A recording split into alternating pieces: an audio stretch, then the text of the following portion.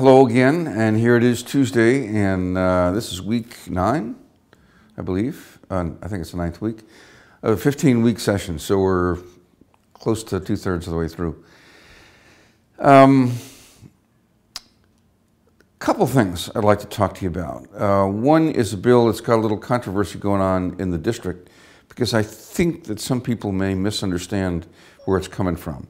Another is a bill on criminal law, and the third has to do with geothermal energy and other alternative energy systems and how we're trying to increase the utilities portfolio of holdings in alternative energy fields to make them more prevalent and bring down the price of energy and generally make it more useful.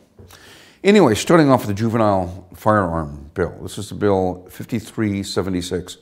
Gotten to be a little controversial. What it does is to allow intervention in the lives of young people who carry guns earlier in what otherwise I fear might be a criminal career, one that we might stop by intervention. And it's not intervention just to take people into custody and put them in jail and throw them away, which we've done too often with kids especially, but rather to put them in custody for the purpose of applying, I don't know, call it a treatment program, a curriculum or educational program, I don't know how you want to call it, but something that gets to the issue of the fear that kids have that makes them want to carry a gun.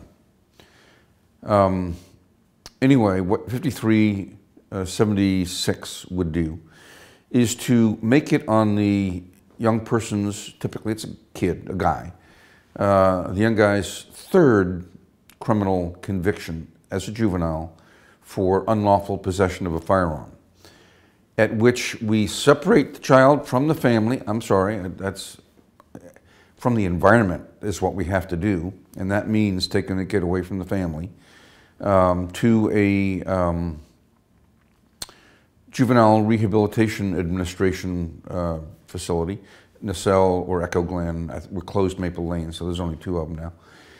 And get to that kid's need to pack heat so that after 15 weeks, it's only 15 weeks, we're not talking years here, we're talking 3 months, 4 months, that when that young person comes back to the community, hopefully some change will have been effected in his life.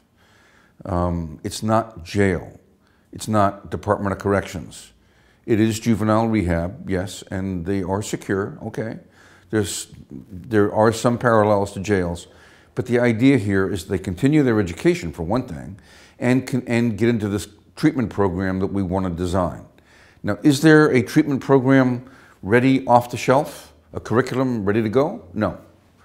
We have to design it. And so in the budget, while I'm advocating for this bill, I'm also advocating for a proviso in the budget that would give, it's going to be around $450,000, almost $500,000, to design a quasi-educational, quasi-treatment related program having to do with kids' fear for their environment and their need to carry a gun. It's been misunderstood, I think, by kids advocates and the ACLU as, oh, throw kids away, put them in jail, you know, more of the same.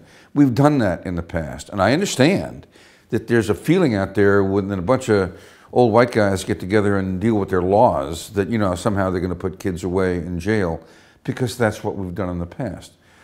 That fails to respect the fact that we've come a long way and made a sea change in our understanding of how to deal with kids. It also comes at a time when we're dealing with a Supreme Court decision in Miller versus Alabama. It's another bill that does that, but this is by analogy here, that understands the science of brain development as it relates to kids, in particular kids' impulsiveness, their inability sometimes, and parents know this, inability sometimes to control their urges and their immediate activity and quick gratification. In Miller versus Alabama, what the Supreme Court ruled is that it's unconstitutional for the state of Alabama and any other state, including us, that have a law like this, that would allow a sentencing of a juvenile for an act committed under age 18 to life without parole. Supreme Court said you can't do that and based its decision on brain science. My bill on firearms sentencing is intended to take advantage of that science. We understand that we can deal with kids, their brains are more malleable, I'm sorry, wrong word, but you get the idea, earlier in life than they are later. And so let's deal with kids while we can. That's one bill. The other is another criminal law bill, 5484, that at the request of our new Attorney General, Bob Ferguson, it's his first request bill, and I've sponsored it because I believe it's particularly important. Courthouses all across the state are places where people go to resolve differences that some of them lead to high tempers, anger, and occasional violence. We've had an occasion here in our own King County Courthouse some years back when a irate, soon-to-be ex-husband killed his wife and a friend in the King County Courthouse. Courthouses ought to be places where people can go and not be threatened because they're going to be a witness against somebody in a lawsuit, because they're the judge, they're the prosecutor, they are the defense lawyer who somehow didn't do a good enough job, they're a member of some other gang, or they're simply an observer, or simply a guy walking through the courthouse to go to the Department of Motor Vehicles and get his license up. Anybody in a courthouse ought to be protected, and we do the real protection by making sure that people are screened before they go in a courthouse so they can't carry large metal objects or any weapons, including knives, not just guns. It's knives, clubs, any big weapon that shows up on the screen, they'll take away from you, as they should. But also, in the event that even without a weapon, that somebody assaults somebody else, attacks them just with his fists, there ought to be a protection. And the way the law can do that is by making any lower level of assault an assault third degree, if it's done in a courthouse. Currently, we have something of an elitist law. Protects the judge and the prosecutor, but nobody else. Not the witness, not the defense lawyer, not the other, some other gang member, or whatever. And so what this does is to expand it to the entirety of people who are inside a courthouse. You'll be protected.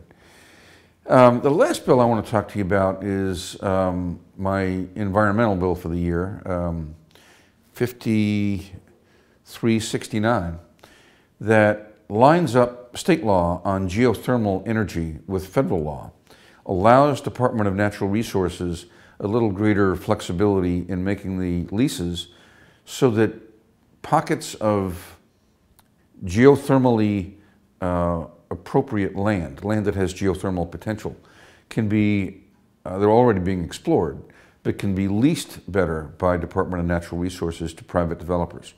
This is the kind of development I like. This is alternative energy sources that create no air emissions, that use natural earth energy. They pump cold water in, the water is heated by hot rocks, it comes up, they capture it, it runs a turbine, it cools, it goes down again. It uses water only in a cycle. It's not a consumptive use of water. And what it does is to generate energy without any kind of gas emissions. We need this kind of energy, and there's areas in eastern Snohomish County and in northern Klickitat and Skamania County, both in the crest of the Cascades, that have that potential, and we want to make sure that that potential is developed. Cleaner energy and jobs both. We need to do both of those. Well, that's the news from Lake Wobegon. This is the end of week 9. You all have a good time.